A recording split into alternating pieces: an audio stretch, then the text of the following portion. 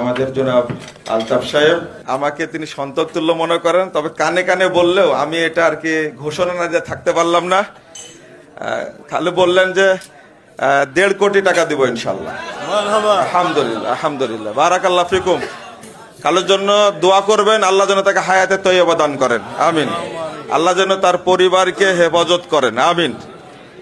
এই শুরুতে জায়গা কেনার জন্য যারা সহযোগিতা করবেন, এরপরে মসজিদ হবে, মসজিদে সালাত হবে, এরপরে অনেক কার্যক্রম, তারপরে মাদ্রাসা কমপ্লেক্স, এতিম থাকবে, দাওয়া সেন্টার থাকবে, যত নেকির কাজ হবে যারা জায়গা কেনার জন্য দান করবেন সমপরিমাণ নেকি তারা পাবেন।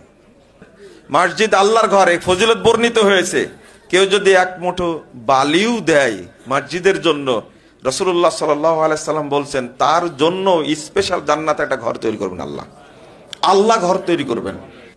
আপনারা উপস্থিত যারা আছেন এবং যারা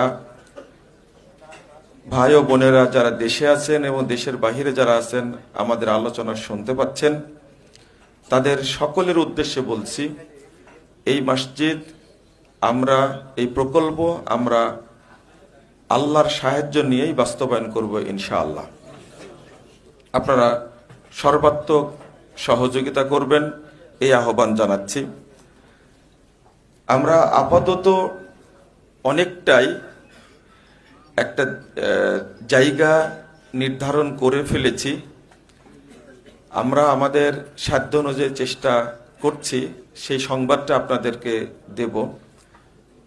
প্রায় 12 বিঘার মতো একটা জায়গা পাওয়া গেছে।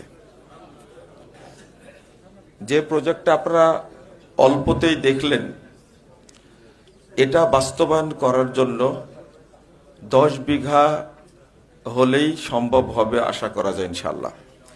কিন্তু আরো 2 বিঘা জায়গার কথা বলার কারণ আছে, কিছু কোয়ার্টার করার চিন্তা ভাবনা থেকেই এটা করা হয়েছে। আপনারা একটা কাগজ পেয়েছেন, এটা আমি সম্পূর্ণ পড়বো না। এই কাগজের মধ্যে একটু এক নজর চোখ বুলিয়ে দেবেন যে কি কি করতে চাই আমরা।